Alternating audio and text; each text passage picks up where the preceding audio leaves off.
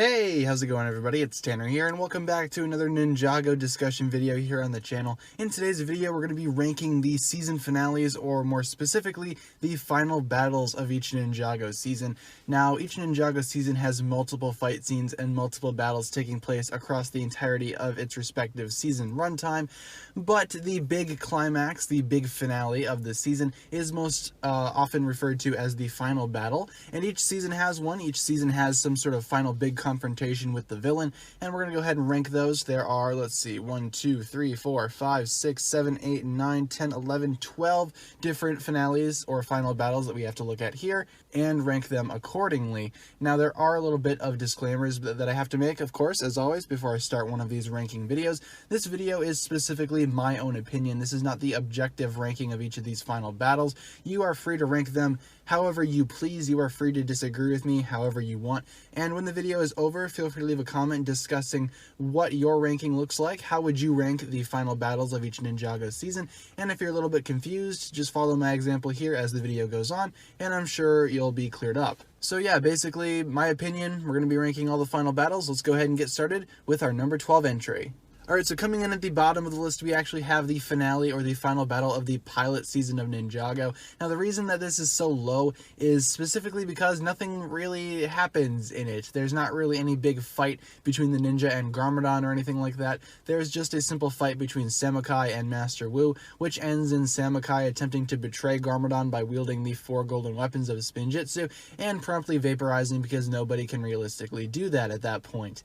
Now, what I was expecting after this, when I was watching this when I was very young, was Garmadon to basically go up against the ninja in some sort of big finale or some big climactic battle, but he really doesn't. He just kind of opens up a portal and just goes through it, and we don't see him again until until midway through the next season. So this finale really kind of disappointed me when I was a kid watching this. Lots of interesting things were happening in the background though, so it can't be all bad, but it is kind of lackluster when you compare it to the other finales or the other final battles, so that's why it's down here at the bottom of the list. In the next spot, we have the Season 10 final battle. Now, the reason why this is so low is because I have not yet seen Season 10, but from what I've heard, it is a little bit disappointing, and I did view a few clips online from what I could find, and yeah, the only really interesting thing that happens from what I can tell is that Lloyd meets with the first Spinjitzu Master. Otherwise, there's really just a fight on the hill leading up to the monastery, and there's really nothing interesting going on there. So yeah, apologies that this one is so low. I don't really have a lot to say about this one as I have not yet seen it, but it does sound better than the pilot season final battle because there is some sort of battle, but again, it is kind of disappointing from what I've heard. And March of the Oni airs relatively soon in the US, so I will be watching it soon and reviewing the episodes for you guys, so be sure to stick around because you do not want to miss that. Next up, we have the final battle of Day of the Departed. Now, the reason this one is, again, kind of low is because, like the pilot season, it is kind of lackluster, specifically because Day of the Departed really wasn't comprised of one final team up against the villain. They sort of just defeated the villains individually.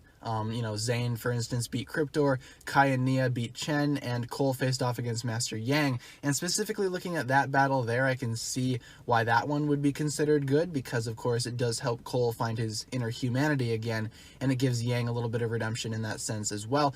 But when you look at it, it really doesn't seem like a satisfying conclusion when compared to all the other final battles. I mean, what I expect in a final battle is some sort of big team up against the villain, and this season, or this TV special rather, which is what Day of the Departed is, really didn't deliver on that fact, so that's why it's kind of low on my list. Next up, we have Season 7, the Hands of Time finale. Basically, this finale was kind of interesting. I really liked it. I liked how Kai and Nia and Wu were playing around with time travel a little bit. I thought that was really well done and really cool, but the other ninja really didn't have anything to do either. I mean, the other 4 ninja that weren't Kai and Nia, along with Samurai X, kind of just sat off to the side and didn't really do anything, while it was sort of just Kai and Nia facing off against Acronix and Crux back in time along with Master Wu. It did leave us with a big cliffhanger into the next season, so I guess that's something to note of interest, but overall the finale of Season 7, Hands of Time, wasn't as good as I thought it could have been, considering how, again, as I mentioned earlier, my ideal final battle is all of the ninja going up against one big villain and, basically being a team and teaming up. And this season really didn't deliver on that. They sort of just had it focused on Kai and Nia facing off against Acronix and Crux for the big finale. Next up, we have Season 8, Sons of Garmadon. Now, this season is interesting in terms of a final battle because it kind of bleeds into something that we'll be seeing next season, and there really isn't some sort of big climactic battle at the end of this season. They've sort of been saving that for Season 9, which you'll be seeing that later on the list as well. It is quite high, in my opinion. But with Season 8, all that really happened towards the finale was Lloyd and Harumi fought for a bit, and then the giant Oni Titan crushed the Destiny's Bounty, presumably killing the ninja and a young baby Wu. Of course, we know that they're actually alive, as basically the last shot of the episode revealed that. But yeah, this overall final battle really wasn't anything too particularly great in my opinion. In my opinion, there were much better battles going on earlier in Season 8, such as Lloyd versus Garmadon at the prison, and some other ones of note as well. And the finale really didn't deliver on that. I think the finale in this sense just sort of focused on setting up Season 9, and really didn't focus on bringing the Sons of Garmadon season to a satisfying conclusion. Next up, we have the Season 1 finale, basically the Rise of the Great Devourer. This battle is insane. I love this battle so much. Now, you might be thinking, why isn't it higher on the list? Well, you know, after Season 8, after that was ranked on the list, everything above that I really like quite a bit. Everything below Season 8, again, I don't really hate as well, but there's definitely something to be desired in those season finales. But this one during Season 1 was insane. I loved watching this one as a child. I remember when this aired, and I remember being so excited to see the ninja take on the Great Devourer, and it paid off in a very big way. Some things that I have to note that I'm not really a huge fan of is the fact that Garmadon ends up defeating the Great Devourer. While it is quite a little bit of a twist, and it's an interesting twist out of that, I would have preferred the ninja going and teaming up to beat the giant snake, but they kind of do team up in a way. They sort of just get it in position as Garmadon makes the killing blow. So in a sense, they are working together as a team, but I would have liked to see the ninja with their golden weapons go ahead and destroy the snake instead. I don't think Lloyd should have done it, as at this point Lloyd was way too young and inexperienced with his power to do anything similar to that, but I would have liked it if something were to be a little bit different in this finale. But yeah, this final battle did not disappoint me in the slightest. I love going back and looking at this final battle. I love rewatching the footage. It's insane to me that they were able to pull something off like this, and I really enjoy it quite a bit. Next up on the list, we have Season 6, Skybound, this finale. This finale was interesting because it saw Jay basically construct a team of ninja, sort of like a B team of sorts, and that eventually led into the final confrontation against Nadakon, where all of the ninja were back at their prime with their powers, and it was really nice to see Nadakon basically picking them off one by one as it got closer and closer to the finale. Of course, we know what happens. Nia gets hit by a dart and presumably dies, but they go back in time and fix it anyway, so in a way it really doesn't matter anymore. But I like how intimidating of a villain Nadakon is, and I really like seeing him do this to the ninja. It basically provides a sense of danger to his motif overall, and it provides his personality with a little bit of flair in addition to that. I mean, Nadakon is a very interesting villain. Just by looking at him, you know what he's about. You know what he's about to do, and he does it in the last little battle here of Season 6, and it's really cool to see, and I would definitely recommend watching it if you have not already. Next up, we have the finale of Season 9, Ninjago Hunted. Now, Ninjago Hunted I have a lot of issues with as a season, but in terms of a finale, I think it really does deliver. We have multiple battles going on here, and each one is interesting to watch. We have the ninja taking on the Oni Titan in the middle of Ninjago City, and at the same time, we have Lloyd and Master Wu versus Garmadon in one big final family battle, and it's really awesome. I love this battle. I think I prefer the Garmadon versus Wu and Lloyd more than I prefer the ninja versus the Oni Titan, but do keep in mind that both of these finales are very cool, and both of these final battles are worth watching and checking out at the same time. Again, I really like this battle. We get to see Lloyd be powered up again in his new green element, and that's really cool to see. I love this battle again. I think it's really cool how they sort of meshed these two battles together and sort of had them conclude in a way that complements each other. I think that was really well done. Next up, Season 4, the Tournament of Elements. This season, while it is one of my favorites, it doesn't have my favorite final battle. This final battle, though, is still very cool. It sees the ninja teaming up with the Elemental Masters as well as other Ninjago characters and citizens to take on the Anaconda army led by Master Chen and all of his henchmen. It was very cool to see this, and it was also cool to see Garmadon sacrifice himself at the end for the greater good. Of course, we know that Garmadon is now back in Ninjago, but he was a different person here, and it really does show. I mean, Garmadon went from being evil to being good and to, you know, actually sacrificing himself. That was really well done. I really like the way that that was developed, and I love the way that the ninja used their powers to complement each other in this battle, especially with the other elemental masters. There are multiple moments where the ninja and the other masters combine their powers to basically pull off combo attacks, and it's really cool to see. I love seeing these people work together, especially considering how they were at odds for the majority of Season 4 and only managed to team up towards the very end. Overall, guys, this finale was really cool. I loved this final battle. I thought it was really well done, and it's definitely one of my favorite final battles overall, and it's part of the reason why Season 4 is my favorite season. Next up, Season 3, Rebooted. This final battle was the ninja versus the Overlord after they were coming back from space, and they had to go ahead and basically use the Overlord's power against him. You know, the same power that the Overlord used against the first Ninjitsu Master early on in the day.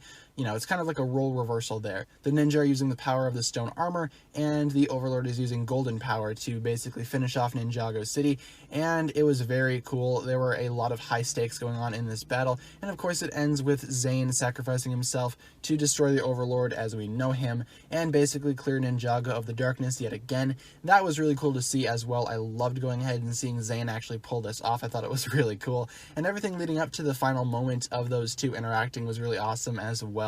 Especially with the way that the ninja got their vehicles back. He had that one awesome team-up shot, and he basically had them, again, using the Overlord's defenses against him, which was very creative and very well done, and I love this finale so much. I love this final battle. It's one of the most memorable Ninjago moments for a very good reason, and I wish more final battles in future seasons will be like this. In second place, we have the Season 5 final battle of basically all of the ninja against the Preeminent and Moro in the City of Styx. This battle is by far the most cinematic Ninjago final battle I think I've ever seen on the screen. It is amazing to me how they managed to actually pull this off. Each ninja is great in their own right. Each ninja has something to do, and each ninja is doing their part to face off against Moro. Speaking of Moro, we had that awesome final battle between him and Lloyd jumping through different realms, and of course it all ends with Nia training and unlocking her full potential and taking on the Preeminent on her own and basically destroying an entire realm on her own. You know, you can't forget that that actually happened in Ninjago. Nia literally destroyed an entire realm.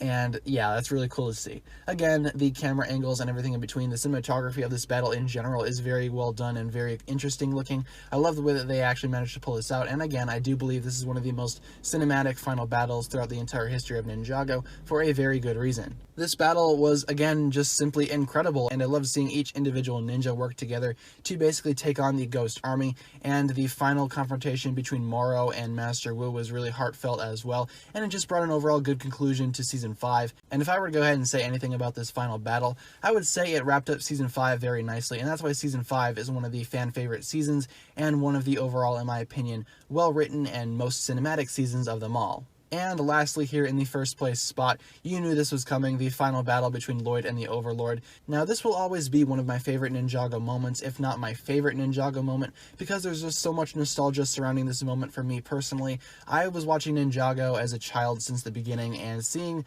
these characters grow and develop to get to this point, and seeing Lloyd specifically work to get to this point was really incredible, and it paid off in a very big way. While I think the final battle between Lloyd and the Overlord himself could have been a little longer, I think that overall the entire build-up to that final confrontation was more than enough development to go ahead and actually make this conclusion a satisfying one. Basically, the entirety of episode 26 was building up to this moment, and it paid off again in a very, very big way, and Lloyd became one of my favorite characters at that point. I loved going ahead and seeing Lloyd take on the Overlord. I wanted the Temple of Light set. I wanted the Golden Dragon set. I wanted everything that had to do with this final battle, because to me it was just that impressive. Lloyd against the Overlord, and Lloyd using golden power and unlocking his true potential as the ultimate Spinjitzu master was incredible to see. I loved seeing it. I want to go back and revisit it, and thankfully I can, because Ninjago's on Netflix for the most part.